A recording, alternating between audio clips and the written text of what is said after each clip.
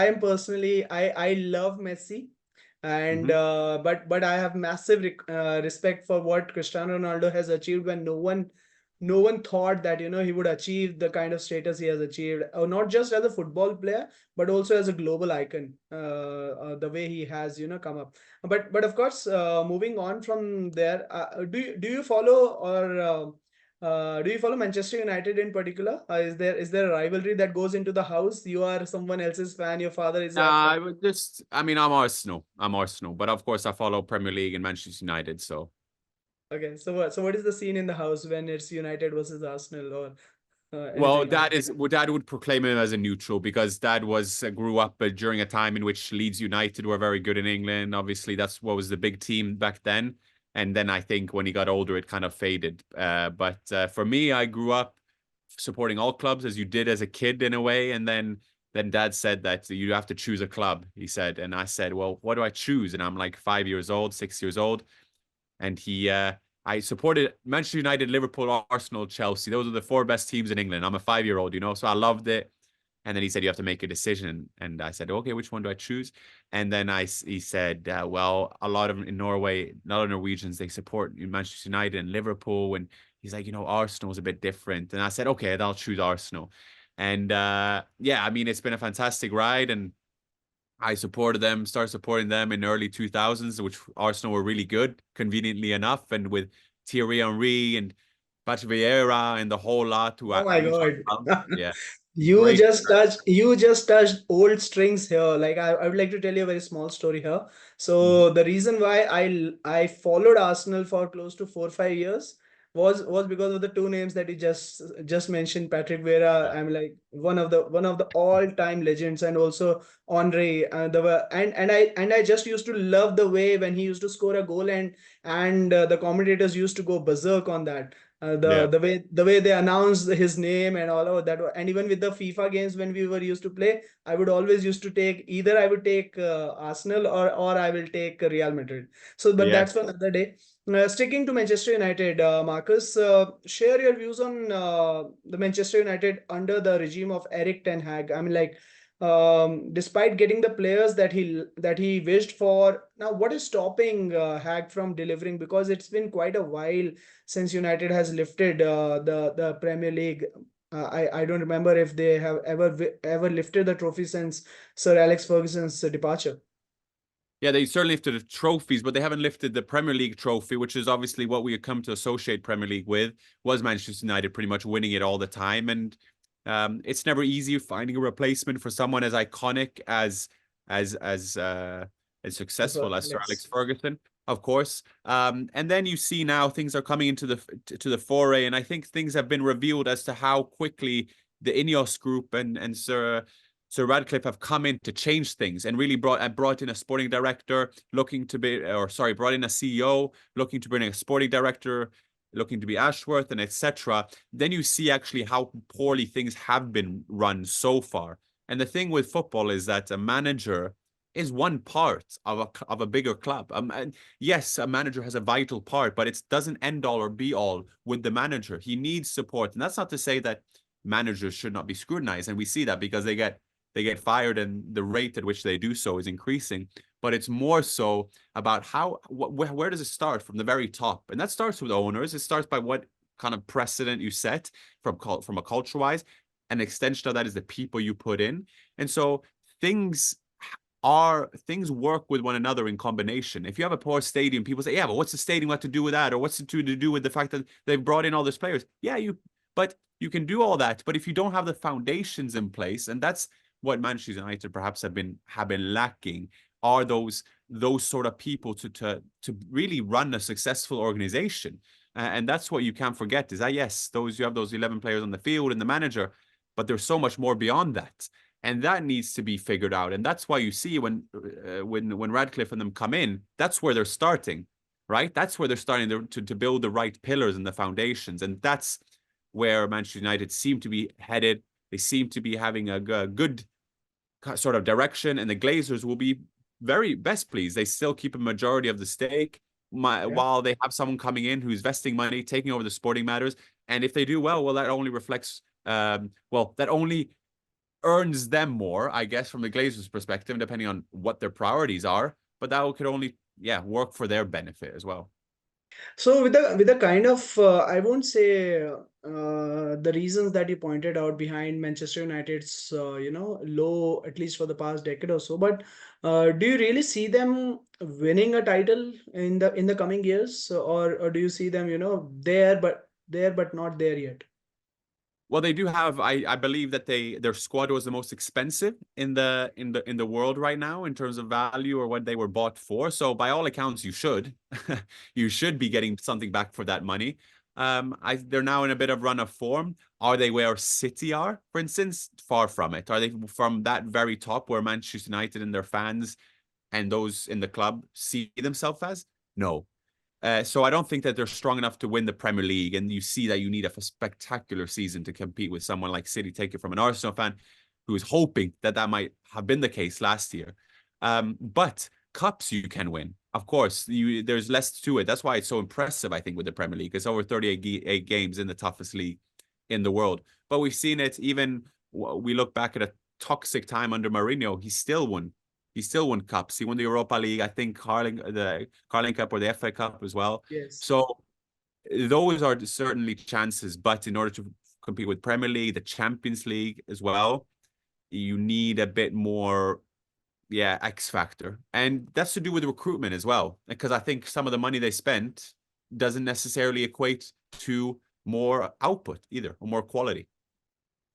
Right. Now, quickly moving from UK to European Super League, Marcus, what is your perspective about the European Super League one? And is with money and so much of power at the center of all those controversies surrounding the Super League, and do you really see the Super League and the UEFA Champions League coexist?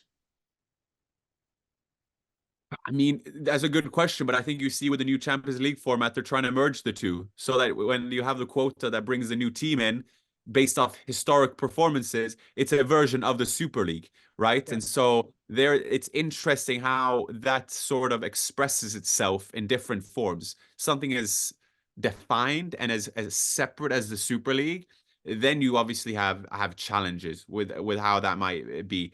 Now, I think based off the people that initiate the Super League and looking at the reaction of the supporters, they wouldn't dare for anything like that. So they will look for alternative ways to go by that. Hence the new format we see, and we see all the because that's what you ultimately want. You want more games, right? And you want more games of the best teams playing against one another, and you want the best teams to come as far as possible. So if you have that new format with 24 teams, I think it is, where 1 to 8 go directly to a quarterfinal or less 16, and then you have the 9 to 16 or something, or 9 to 15 or 9 to 17, they can play for it.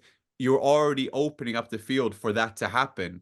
And that's where you have to be cautious and think, okay, it might not be as defined and as good and bad as Super League versus not Super League, but in terms of how it expresses itself. And that's where people have to have a watchful eye out, because that's why we fall in love for football, is the unpredictability, the romanticism. If you look at any other league, the NBA, the NFL, or whatever, hardly the best team or the worst or poorer teams beat the best teams just because of the predictability of it. Less so in football, but you're very much, in danger of going into that direction. The starker the differences come between the lesser and the bigger teams due to commercial distribution, TV distribution, etc. And that's how it expresses itself with the Super League. And that's why people say, oh, well, the Premier League is already a Super League, and there are different versions and takes on that. But yeah, there is, it's all about money and who can gather most, and that often equates to performance trophies, etc.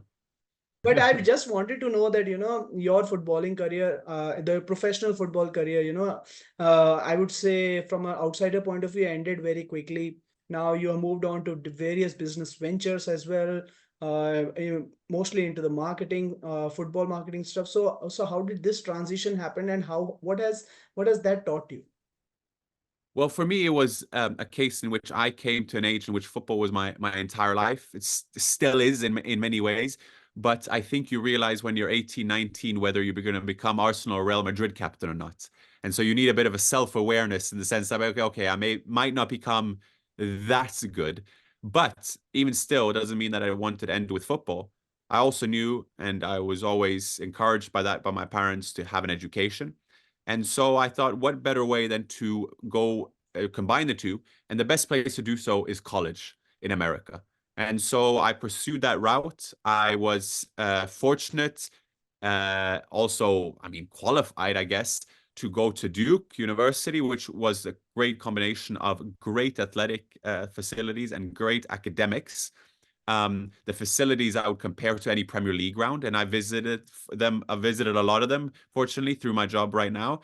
Fantastic. And so I came there, got my bachelor's degree, got my master's degree, and then I thought, you know what? I think I've earned the opportunity to pursue a football career for a bit. But I always knew that I wouldn't play till I was 35 because I knew that there was more to life, I guess. And so I went to play in New Zealand, or I got drafted first to the MLS, and then that didn't work out. And then went to New Zealand to play. Then I went to Scotland to play for 3 years. Got to play in the Premiership. Got to play against Rangers, Celtic, and I played in the Scottish Championship as well. And then, like everything in life, and that's my philosophy, is that if I stay stagnant for too long, I need to move. I need to do something else. And even for my big love that is football, I noticed in my career that I've done 3 years now. Okay, I always had to have a move or an idea forward. And I couldn't see it with football at the point. I wasn't inspired and driven enough. And if you aren't that, I'm honest with myself to say, okay, I have to pursue something else. And that's what led me into um, pursuing work, basically. And I always thought growing up that, oh, I have to find a real job if after football, blah, blah. And then I thought, yeah, but there's so many opportunities within football. And so, yeah, I run my own company and work within as a consultancy capacity. And then I work within the PFA, which is the Players Union in England, where all players who play in the top four leagues, including the WSL, are members. And I fortunately get to meet and interview a lot of people through that role. And that's most inspiring, is to shed light on footballers, not only as footballers, but also as people. And that's, I think, sometimes footballers might underestimate themselves when it comes to who they are, but also the public underestimate what there is to these footballers. And that's what I'm motivated by, telling telling the story behind the curtain, or behind the one faceted yeah, I guess look that these players have, I guess, in the public. The one thing that you said, that not being stagnant, and what is not being stagnant in football is the use of technology. Now technology is, we thought as fans is making life easier, but ask the referees out there how difficult it has become for them. So do you really see VAR having a future in football? Yeah, I think so. You have to have just better people running. But the VAR, of course, I understand the criticism, but to absolutely absolve it and say no, but I'd rather live with those mistakes. I came across a clip on Twitter now before VAR in which it was called offside for something that was so blatantly onside. And we tend to think, and the more time that goes, to tend to think that there was a better time when we could live with those mistakes. But I remember the criticism when there was these decisions. And maybe as football fans, we fetishize talking about the poor decisions. And so we need that in a way. Um, and so VAR definitely has a role. It just needs to be, because it's more accurate, but it needs to be better applied, right? It needs to be in terms of people running it. Unfortunately, when you use technology, people who make systems, whatever, they are still created by humans, right? I don't know, AI comes in, but it's technology still enabled by humans. And so there is that aspect of it. But I think if you compare it to what might have been, the range of error is smaller within AVR. And then I understand the effect it has on the game, on the drama. You just scored a goal and you have to wait and you have to go back. And that therein lies better management of the tool. But yeah, you have to keep it. You just have to improve the way that it used. All right. An ultimate question, Marcus, and this one goes for Chelsea.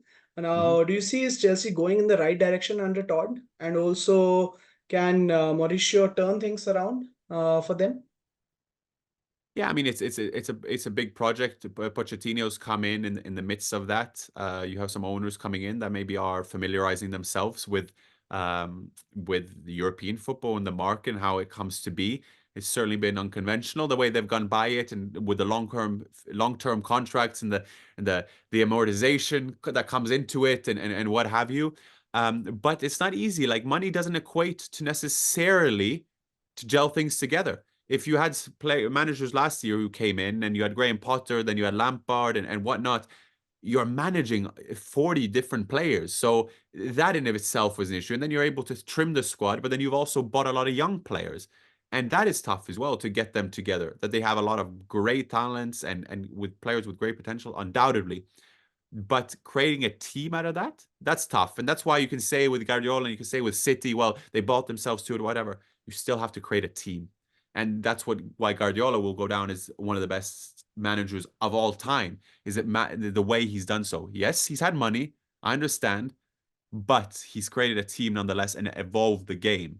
And that's the challenge. And there you need world-class managers. Pochettino is one of them, but it is still a big task for him. It's interesting that you named Pep, because that's exactly what my last question was. Name top three managers in the world right now. And also, Marcus, according to you, what do you think is the future of football from both a footballer's point of view and from a business point of view?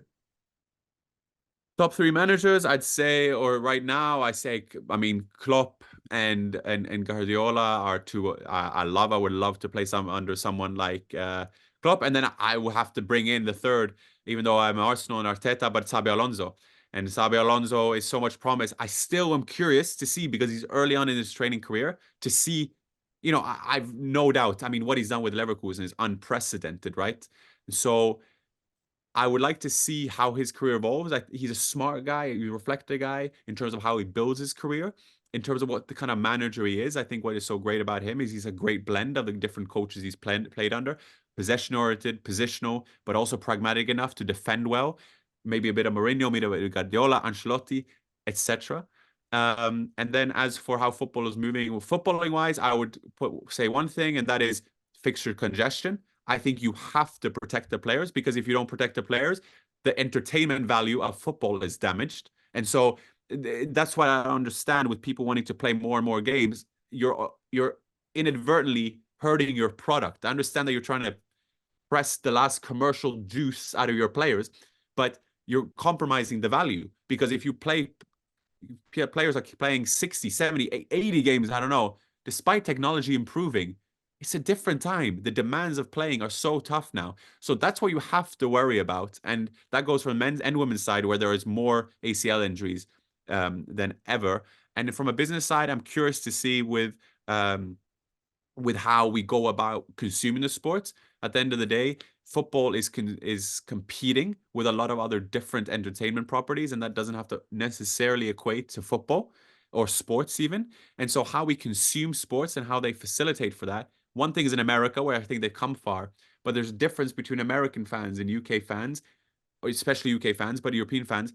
These football clubs are 100 years old. It's traditionalists. They started from mining communities and churches and whatnot. It means it's more deep rooted.